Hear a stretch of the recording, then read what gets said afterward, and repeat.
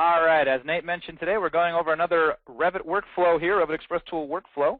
And as always, I'm going to start out with what some of the issues are so you have an idea of why we're doing this in the first place.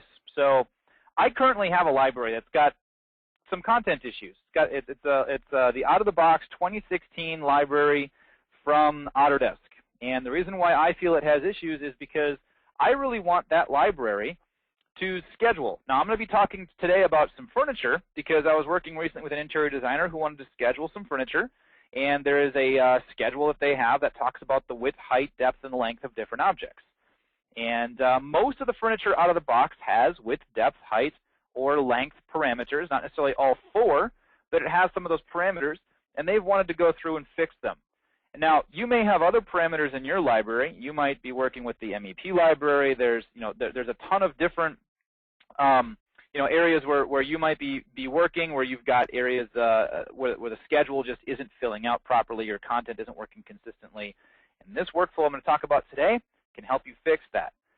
Now, the biggest problem here is that there's a lot of parameters that don't match my standards or this other company's standards. Either somebody's acquired a company, they're using manufacturer content, you're using out-of-the-box Autodesk content that doesn't necessarily have shared parameters in it. It's just family parameters for the most part. And there's a lot of family content that's usually based on those parameters or varying standards. And to go through, if I was going to go through that library manually and fix it, it'd be a bit tedious. Now, in today's example, it's going to be about 40-something families, 45 families, I believe, that I want to go through and fix. And manual correction, that 45 families to go through and fix all 45 probably would take me about an hour and a half, 2 hours. And I don't really have an hour and a half, 2 hours to sit there and manually correct those. So what I'm going to do is normally it would take me about 5 minutes to set this up and run it, and in a total of about 6 to 7 minutes, including setup time, it would be done. That's a little bit more efficient. So let's take a look at this. Now, before I go into this, I'm actually going to skip the first little demonstration here. I'm going to go directly to there's two solution portions here. One of the solutions is making sure your shared parameter file is in good condition. We've done other webinars before on Shared Parameter Manager. It's used to fix your parameter file, to merge two parameter files, to go through and kind of do some corrections and updates there. As far as Family Processor goes, we're going to be using that today in this webinar to go through and update the family content with modified, with parameters that are in our actively fixed shared parameter file. So we'll see how that's going to work here in a moment. So again, Shared Parameter Manager, easy fixing, easily find parameters, rename your parameters, modify your data types on your parameters, and you can drag and drop, organize your shared parameter file. Again, we've got other webinars on that. We're skipping that one today. We're jumping directly into Family Processor. This one allows you to make a lot of changes to a lot of families, as many changes as you want, and modifying things like materials, modifying parameters, resorting them, modifying how their formulas are set up if that's important to you, changing parameters from family to shared parameters. And the nice thing about this family processor is this is repeatable. So maybe you're downloading manufacturer content consistently. You're going back to the same source for this content. Generally speaking, within a single manufacturer, they're pretty consistent with how they put their content together. If that's the case, and hopefully that's the case, you can definitely save some settings. So if you're constantly going back to Herman Miller or Steelcase and you download different portions of their libraries at different times, you can continually rerun your settings from Family Processor against downloaded libraries. You can also use this internally to continually run against your own library in case there's a number of updates coming from a number of different sources to be able to continually update your content. So with that, let's jump directly into Revit and take a look at how this is going to work. Now, keep in mind, I'm using the out-of-the-box content. So I'm going to go ahead and run the open command here. This is my default library here. I'm in C, Program Data, Autodesk Revit 2016, Libraries, US Imperial. When you install Revit, by default, your library will go right there, and you'll have the same library that I've got. So you can actually run pretty much this exact same process. Now, today I'm going to be working on furnitures and furniture systems. I want them to schedule the same, so I can build a multi-category schedule and put them both into the same schedule. That's my ideal workflow here. So I can have, because I know Revit separates the two, but as an interior designer working with that team, they wanted to put both into the same library, even though they might be classified a little bit differently. So I'm going to open up a piece of furniture. In this case, I'm just going to grab the first one that I see, TV stand. Perfect. I'll use that one. In fact, I think I happened that one last time. So I'm going to open this up and just kind of take a look at what's inside of there. And I have browsed this library through a couple of times and looked at a couple of different pieces of content just to be sure that they're all, for the most part, pretty consistent. And for the most part, they are, with the exception of a few materials here and there that are different and custom family by family, which I could even go through and fix that if I really cared to. Now, what I'm going to do is open up the Family Types dialog box, and you'll see here depth, width, and height. And those are the three parameters, that and length, that I want to fix and possibly finish if other families have finish. I might add material in there too in case another family happens to use material. If there's anything specific to the family like countertop material, well, in that case, if there's multiple materials, I'll just ignore those for now and I can come back and fix those in a different way. I believe on Thursday we have a webinar about Parameter Jammer. We'll talk about that tool and how this can help that workflow as well. But this is kind of more mass fixing across the entire library. All right, so I've got the parameters. I have an idea of what it is I want to switch out. This is a relatively lightweight family. It's kind of why I'm using it today for today's example. It'll be a really quick process. You can obviously do this on much more complex families as well. Today there won't be any formulas in use either, but you can certainly leverage this with formulas as well, and I'll show you where that'll happen inside of the Family Processor tool. So here on the Revit Express Tools ribbon, I'm going to go into Family Processor. It's on the CTC BIM Manager Suite right here. So here's Family Processor. We'll open this up. And from the Family Processor, I'm going to go ahead and do some basic family level processing on these. Now, out of the box, sometimes those parameters aren't sorted very neatly. They might have just saved it forward from a previous version of Revit. So what I want to do is I want to make sure that I sort my parameters by name within groups, if at all possible. So we'll go ahead and sort those. Also, when I'm opening up family files and I'm actually running the processing, I like to just make sure that I always audit. That's a personal preference. I always turn this on. So whenever I'm doing multiple processing, I can guarantee that I'm auditing my content. Now, by the way, if you are using this on your libraries, I happen to be in Revit 2016 right now. If you're using this on your libraries to update from 2014 or 2015, I guarantee you want this turned on. It'll take just a millisecond longer for it to open up most families, but what it'll do is it'll help with that migration forward, that upgrade process, to help ensure that there's no corruption in the content. And that's really important. We actually had some issues with this recently. So definitely turn on auditing when you're upgrading your content. Most of the other tools out there that do something sort of similar to Family Processor, they don't have things like auto sort parameters and groups and automatically audit. This also has the ability to go through and process the family's internal settings as well, so that all those family level properties over here, like the work plane based or always vertical, you can change those if you want to modify what they're going to be. In this case, I'm not going to make any changes to those properties because I feel like out of the box, most of the furniture families are pretty decent. So I'm not going to update whatever their setting is right now. I might come back later on and make that change, but for now, it's fine. I can go through and do some things with materials. I can change some materials. Now, when I'm working with materials, sometimes families have extra garbage materials inside of them. Now, this family here is pretty clean, but I can't guarantee that all of the families out of the box are going to be nice and clean. So, and I don't remember exactly what those materials were. So what I'm going to do is go here into Options, and in the Options of Family Processor, there's a setting that I usually just leave turned on. It says automatically delete the following materials if found. There's a whole bunch of materials that by default exist in most families, especially if you edit them out of a project.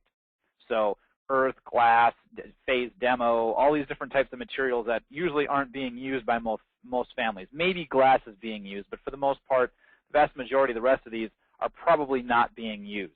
You know, this is an unhosted family. For some reason, Revit thinks it's a good idea to give me default wall and default roof if I was to edit this out of a project. This one obviously wasn't. It's pretty clean.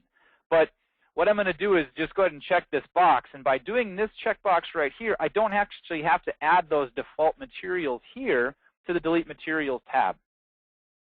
I'm not going to worry about adding any materials or changing any materials, that is changing the name or the RGB or transparency values. I'm going to leave this alone. So as I was mentioning, I do not want to be deleting parameters here. I'm trying to swap some parameters out. That's my goal. So I could go over to the Add Shared Parameters tab and add a couple of parameters to these families as well. So I was going through the process of, fully updating my library and I want to put in some of my own custom parameters, I could certainly add those shared parameters to ensure that it schedules fully so that these out-of-the-box families can, be tagged properly depending if I have custom tags or not. In this case, I'm not going to be doing any adding of shared parameters either. I could also add family parameters, by the way. So you can add either shared or family parameters. If you're going through a series of a certain kind of a library and you know what types of parameters you need, maybe you've got some control parameters in the family, you can certainly add those. That's not what I'm doing right now. My current goal is to fix my library and make it so that the entire thing schedules. So I'm going to do one of the most popular methods here inside the family processor. I'm going to be replacing my current parameters in my families with shared parameters. So I'm going to take depth, finish, height, and width. I'm going to add all 4 of them down below. So I'm going to select all and add all of them below. So I'm going to take each one of them, and I'm going to replace them with an appropriate shared parameter that's coming out of my shared parameter file, which I've already browsed up here at the top. So I'm going to go ahead and take depth right here, and I'm going to go ahead and replace that with depth. So I'm going to, kind of scroll my file here, find depth, and choose that. Now, what Family Processor is doing here when I'm doing the replace with shared parameters is it's making sure that it knows what the parameter type is of the active parameter, and it's only going to present me with that list. Notice here, if I go to my next one, my height parameter down here, and drop this down, you'll see that the first option in the line, because this is a fully developed shared parameter file, is actuator base height. Well, that's not the one I want to use. I want to use height, so I can actually go in there and go find height in my list, in this case, H for height. Choose it, and there's my height parameter I'm swapping it out for. And I'm doing a 1-for-1, depth for depth, height for height. I'll go down here to width. Again, notice the first one in this list is actuator base height. I'm pointing this out because as I go back up here to the finish parameter, where it says finish, this is a material type of parameter. As I drop this one down, I'm going to go and find in my list here the finish parameter to replace it with. But if you look at the very top of the list, actuator base height is not one of the parameters that's available because this is all materials and finishes. So I'm going to go in there and find finish and replace finish with my finish. So in case I'm scheduling that, that'll be able to be scheduled. We'll take width inside of here. Go down to the end of my list here and go to width. Now I'm missing one. I'm missing length. And some of my families I seem to recall had length in them. I could also select additional family files to use as source information for here. I could actually select all of them if I really wanted to. And add all of my entire process library to this list and then choose from them which parameters I want to swap out. In this case, I happen to know that length was one of the parameters, so I'm going to go ahead and type that in. Now, it is important that I type it in the same as it is in the original family, which is capital L and lowercase enc. I'm going to go to the parameter type here and make sure that I choose the right data type for this so that it knows it's supposed to be a length type parameter so I can swap out for other length type parameters.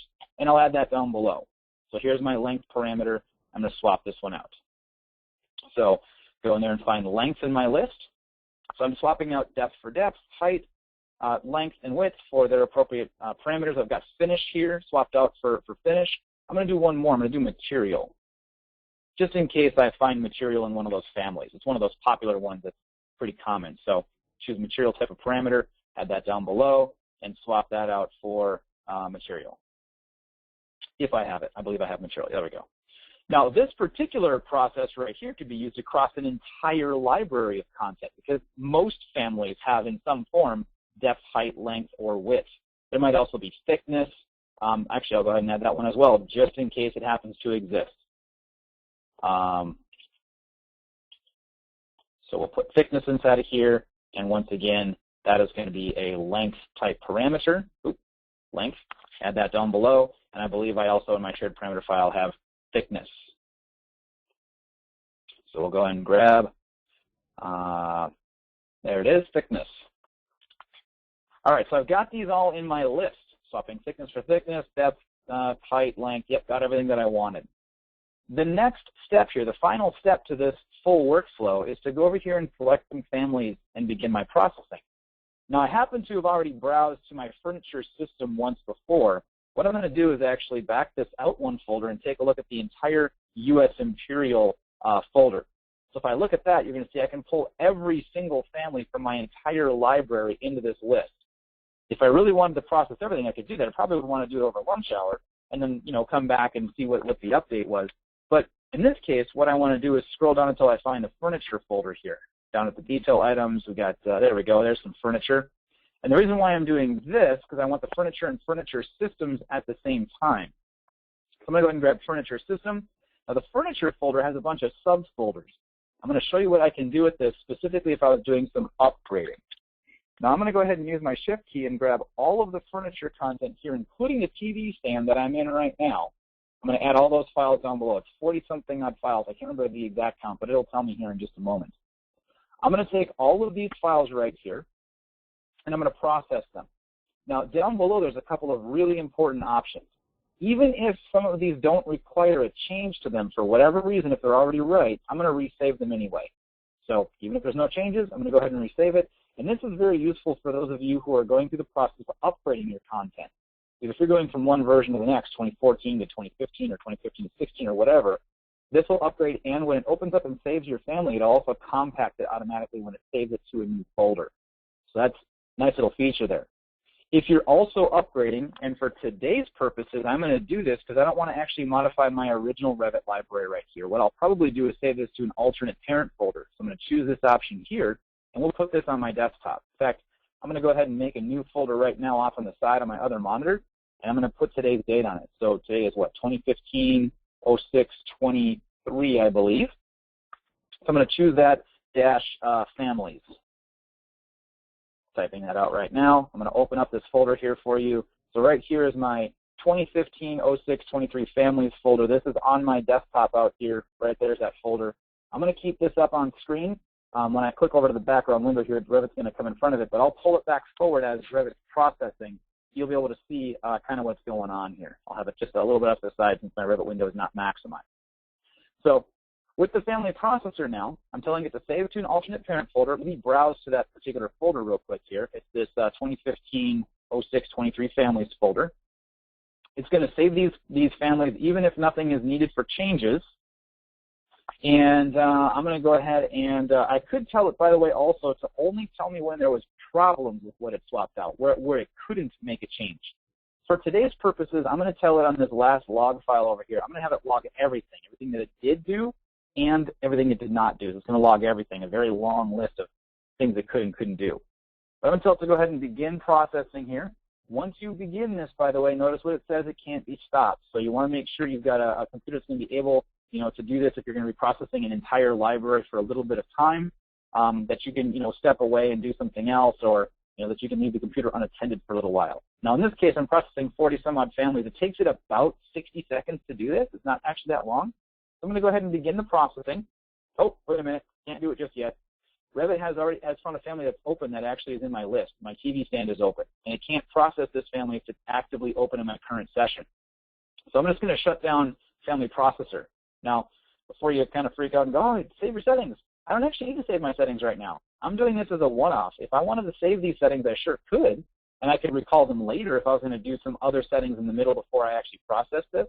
But when you just make some settings inside of Family Processor, you can just shut it down, and it remembers what you had done. So I'm going to close this family. I'm going to start a new family. Nope, that's a new project. Cancel. New family. We'll just use a generic model. I'm not even going to save it. I'm just going to open it up so I have one sitting here. You have to be in a family file for Family Processor to be able to run successfully. So it doesn't have to be a save family. It just has to be a family. So over here in my Select Families and Begin, it remembered all the families that I'd added. So it has that in my list already. On my Changed Parameters, it remembered the settings that I put inside of here to replace it with certain shared parameters. On my Change Materials, I wasn't doing anything here, even though you can see some of those default garbage materials. I'm not using those at all in my current process. I am going through the options and replacing, or rather deleting the junk materials if they happen to be found for those common ones that we know usually exist. In fact, in my list here, you'll notice that default wall and default roof are one of those materials. So it's already going to be handling that here with my options file. This is just the out-of-the-box template file here. So let's go to this begin processing over here. And even remember the path that I've got going on to my desktop, telling you that I'm going to this 2015 families folder here, saving it to the alternate parent folder. This did search all subfolders, and when it saves this alternate folder, I'm going to go ahead and begin processing for this. It's going to tell me what it's going to do. I'll talk about that in the background while it's running, actually. So you can see it's going to do sort the parameters, audit it as it opens it up, deletes all these materials if it can, replaces these parameters down here, and then it even saves it if nothing's needed, saving it to the alternate parent folder. So I'm going to go ahead and tell it to continue, and I've got over here on a different monitor, see if I can pull this across for you. No, I can't. Okay, well, it's over there processing anyway. When it's saving to this alternate parent folder here, what it's going to do is rebuild the directory structure inside of there. You see here it's got furniture and furniture system already in the mix. By the way, it's already on family number 10 right now of 46 families.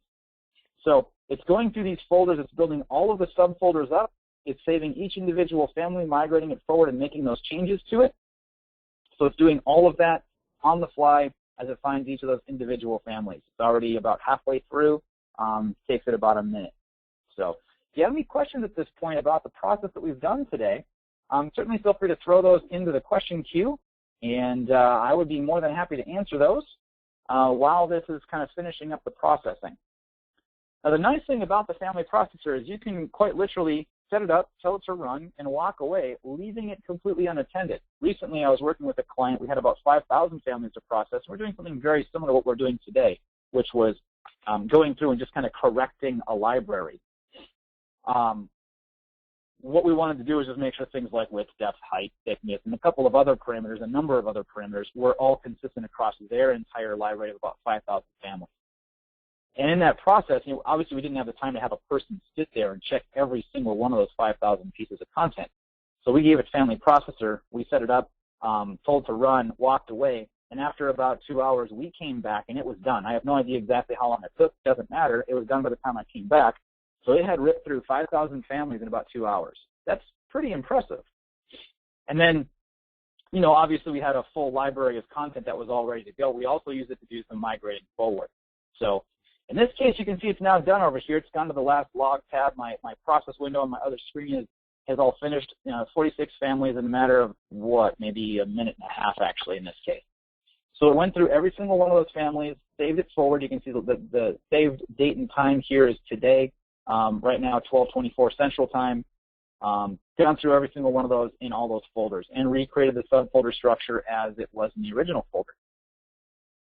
So what it will do here, it'll tell me for every single family that it did process. In this case, the first one here was the original cube panel family. So it went through and it found these materials and it deleted them. It deleted default light source, default roof, default wall, deleted glass and poche. It did not delete these other materials because they were not in the family. It tells me that. A material with this name was not found in the document. So it didn't have these, and that's okay. It let me know that didn't do it. But then it went through and it said parameters replaced with shared parameters. It replaced thickness. I'm glad I added that one. It replaced height, replaced length. That was one that I manually added as well. It didn't find depth, finish, width, or material, so it couldn't replace those, and that's okay. But it did go through and it sorted my parameters at the very end, so it sorted thickness, height, and length alphabetically in the dimensions group, hopefully in the dimensions group, and then it saved the family to the new directory. So it told me where it was up here in the old directory, and then it told me it did a save as basically and saved it to this new folder.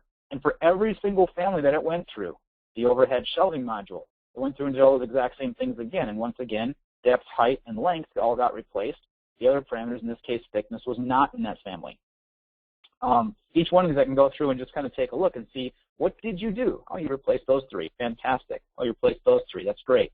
So I can find out what it was actually doing. In this case, this workstation cubicle family, I might want to go back and revisit this one because I'm looking here. I just might make a note in my notebook here. Workstation cubicle RSA didn't have any parameter replacements whatsoever. So it might have a couple of extra parameters in it or differently named parameters for its flexibility.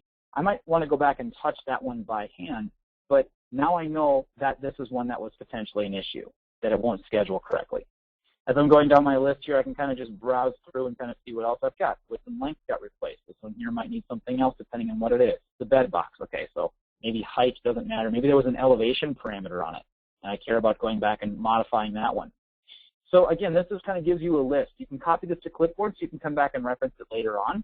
You can delete a bunch of the stuff that you don't care about. And you can make an action plan for fixing up the rest of the content. But ultimately, this went through each of those families, and they're now all shared parameters because, at least the ones that I swapped out. Now let me open up that TV stand again. I'm going to open this one up this time from my desktop because that's where I saved it. So here's my desktop. Here's my 2015 06 23 families. And in the furniture directory, here's that TV stand. If I open this one up and I take a look at it, in the family parameter properties here, width, depth, and height still exist just as they did before, but now they're actually in alphabetical order because it did sort them. And if I modify one of these parameters, it tells me it's a shared parameter. I can't export it, don't need to. The reason I can't export it is because it is already in my shared parameter file, which is great. Now I could reselect to a new one if I really wanted to, but it's in my current shared parameter file. That means it's my shared parameter. And it's, in dimensions, it's grouped there, that's fine. So it's got all the settings that I really care for it to have. Modify width again, same thing. The shared parameter, it's in the correct shared parameter file. Finish, same thing. It's already got that going on. And if I take a look at the materials here, if there were any junk materials in this family, I don't think that there were, but if this one had any junk materials, it's already gone through and cleaned those up for me. So it only has the two that I really care about.